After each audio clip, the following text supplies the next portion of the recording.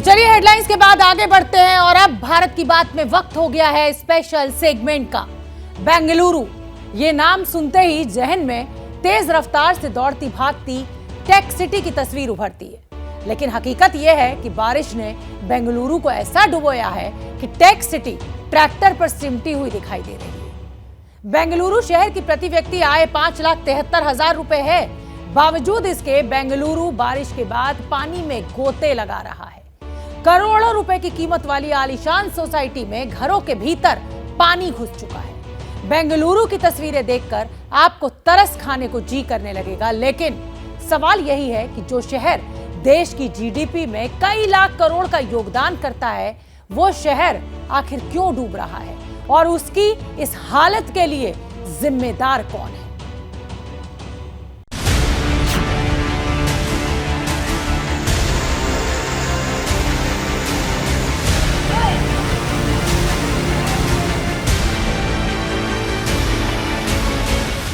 इतना ज्यादा भर आया है कि लोगों के लिए बहुत ही मुश्किल हो रहा है अपनी मंजिल तक पहुंचना।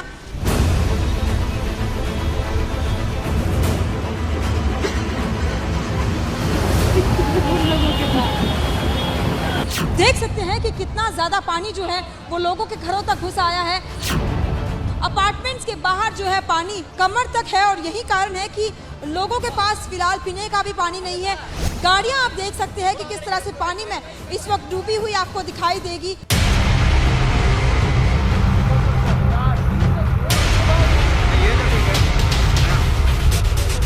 मारतहली की ये तस्वीर जहां पर पूरी तरह से पानी ने जो है लोगों का पूरा घर के जो सामान है उसे पूरी तरह से बर्बाद कर दिया है। लोगों को अपने सामान जो है वो ऊपर तक रखने पड़ रहे हैं। सामने है सब कुछ, सारा सेल्फ एविडेंट है। इतनी बारिश हम सिर्फ टीवीज में देखते थे, सुनते थे कि फ्लडिंग ऐसी होती है, फ्लडिंग वैसी होती है, बट ये पहली बार अपनी आंखों से हमने देखा है कि फ्लडिंग एक्चुअली होती क्या है।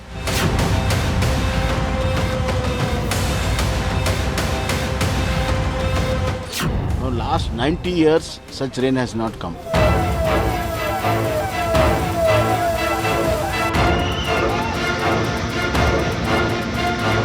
हमारा पूरा लाइफ स्टैंड स्टिल हो चुका है। अभी ना हम कहीं बाहर आ जा सकते हैं, ना कोई हाउस हेल्प आ सकती है, ना बच्चे स्कूल जा पा रहे हैं, सब कुछ रुक गया।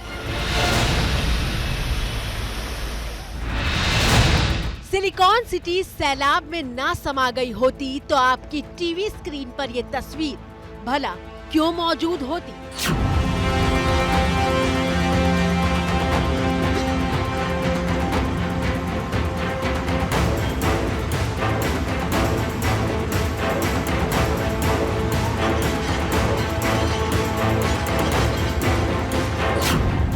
सिर्फ 16 सेकंड की ये तस्वीर बेंगलुरु की मौजूदा हालत की सबसे बड़ी गवाही बनकर घूम रही है।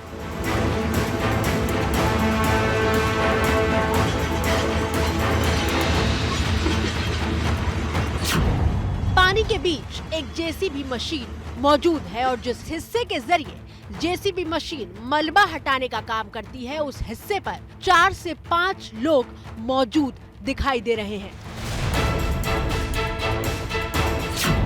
ये वीडियो सोशल मीडिया पर वायरल है और दावा किया जा रहा है कि जेसीबी मशीन के जरिए ये लोग दफ्तर जाने की कोशिश कर रहे हैं।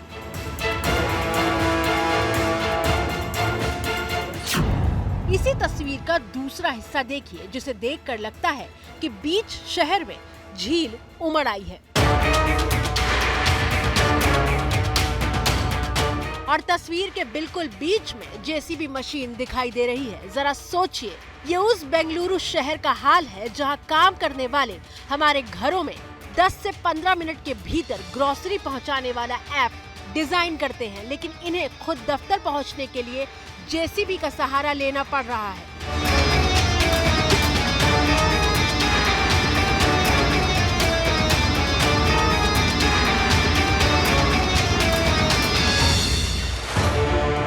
हिंदुस्तान में बाढ़ की विभीषिका नई बात नहीं है। मॉनसून के महीने में बाढ़ से तबाही की तस्वीर हर साल हिंदुस्तान देखता है, लेकिन देश में एक पीढ़ी ऐसी है जो पहली बार बेंगलुरु की पॉश सोसाइटीज को पानी में गोते लगाते हुए देख रही है, क्योंकि कई दशकों से बेंगलुरु ने तबाही का ऐसा मंजर नहीं देखा था। बाढ़ में आपने जो पहले कभी नहीं देखा होगा वो बेंगलुरु दिखा रहा है,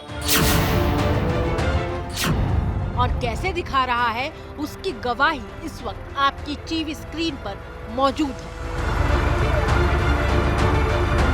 सोशल मीडिया पर इस तस्वीर को बेंगलुरु की दिव्यश्री 77 ईस्ट विला की बेहद पॉश सोसाइटी का बताया जा रहा है, जहां फ्लैट की शुरुआत ही 13 करोड़ रुपए से होती है। हर फ्लैट के लिए प्राइवेट स्विमिंग पूल की व्यवस्था का दावा है, लेकिन इस सोसाइटी में रहने वाले लोगों को ट्रैक्टर के जरिए रेस्क्यू किया जा रहा है। ट्रैक्टर में सूटकेस में सामान रखा है। सामने पार्किंग में एक से एक महंगी ऑडी से लेकर BMW जैसी महंगी गाड़ियां बाढ़ के पानी में डूबी दिख रही हैं।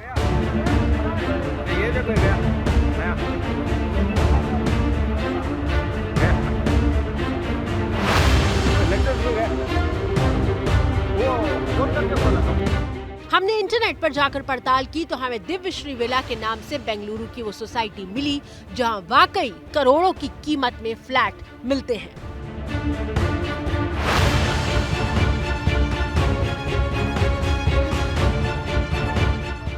जो गाड़ियां फ्लैट के बाहर पार्क थी उनका हाल देख लिया। अब जरा अंडरग्राउंड पार्किंग का हाल देखिए, जहां कार की सिर्फ छत डूबने से बाकी रह गई है।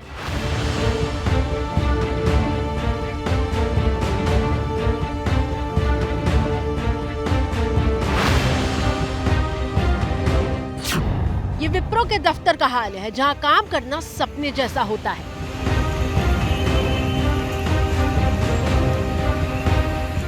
कार से लेकर बस तक को धक्का देकर रस्सी के जरिए खींचकर पानी की कैद से बाहर निकालने की नौबत आ गई है।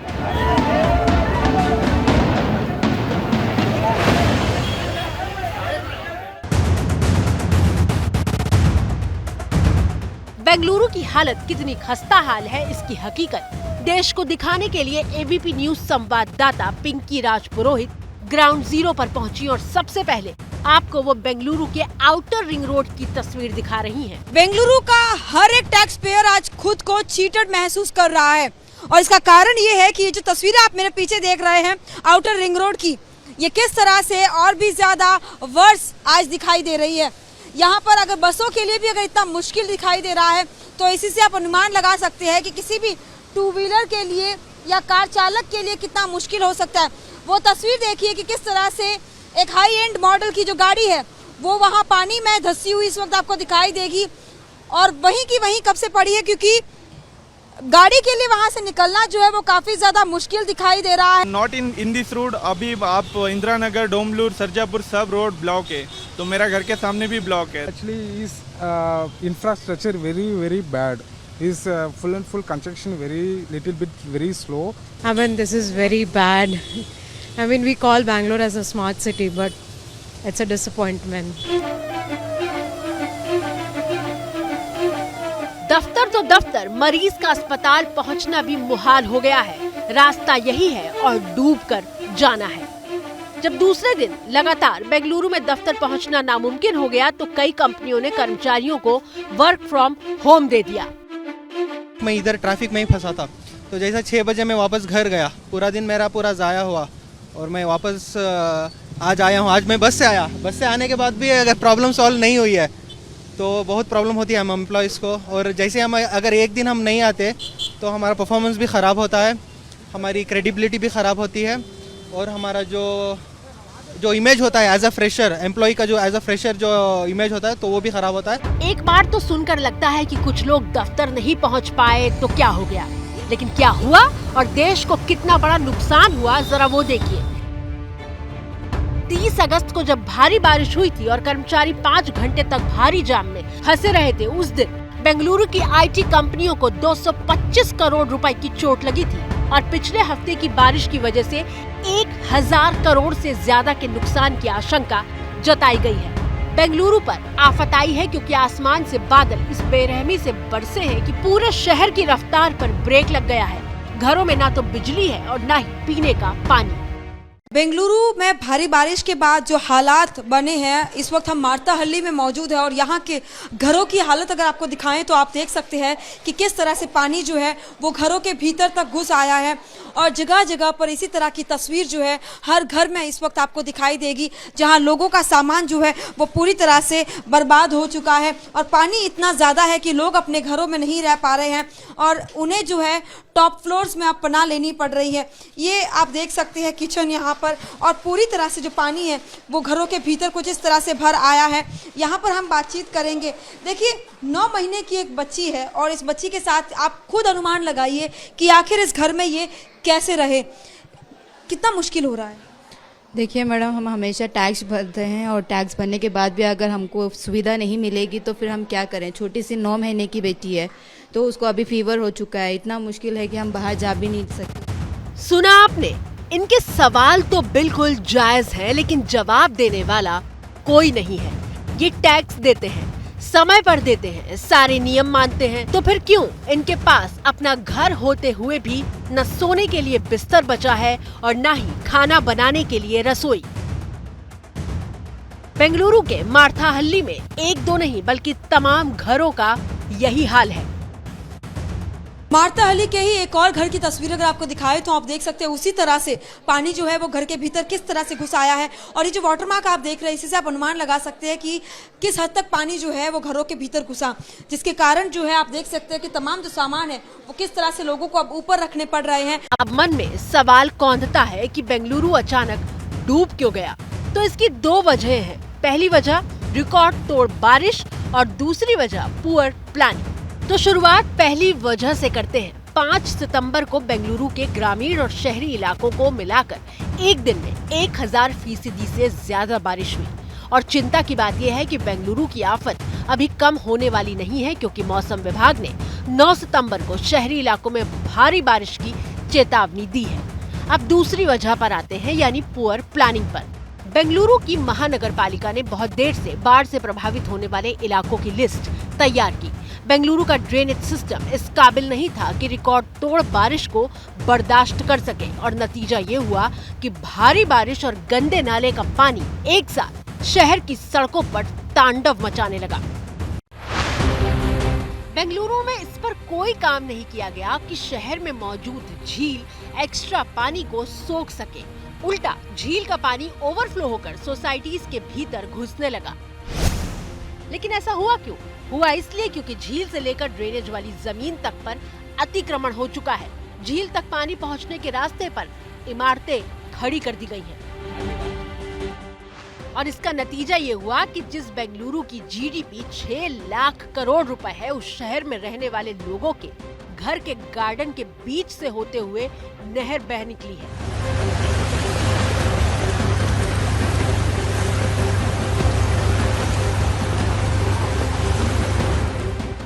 बेहद खूबसूरत घर, महंगा फर्नीचर, लेकिन सब कुछ बारिश के बाद बाढ़ के पानी की बलि चढ़ा हुआ है।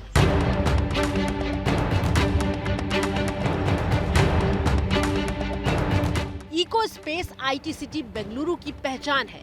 वो इको स्पेस वाटर स्पेस बन चुका है। मौके पर मौजूद संवाददाता पिंकी राज पुरोहित बता रही हैं कि ऐसा हुआ क्यों।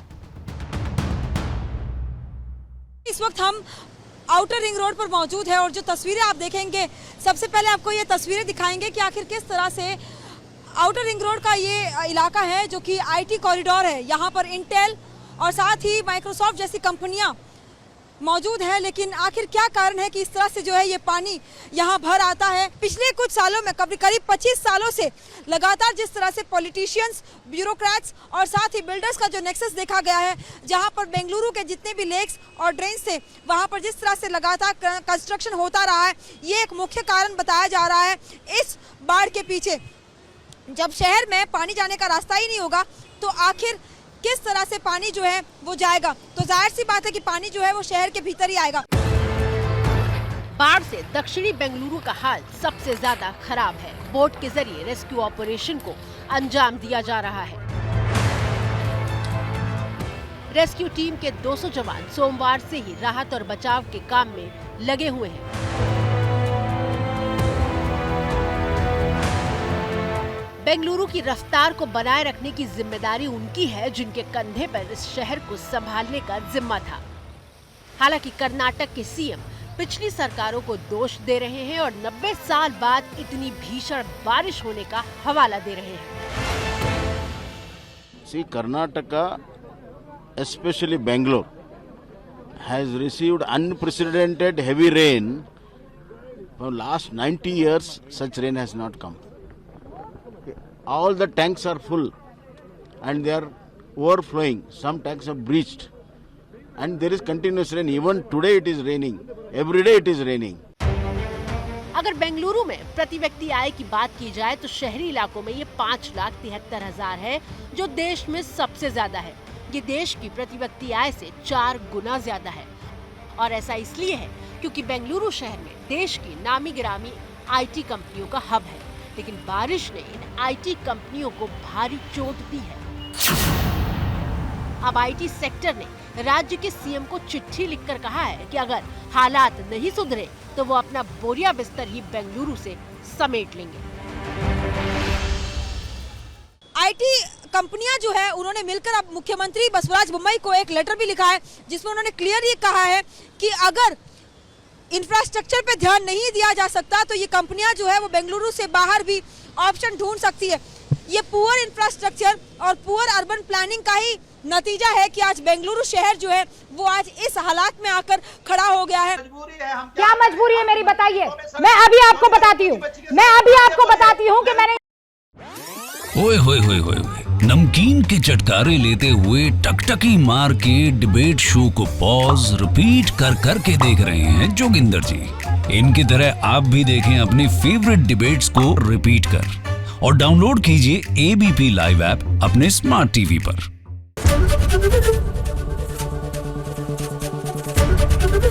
एबीपी न्यूज आपको रखे आगे।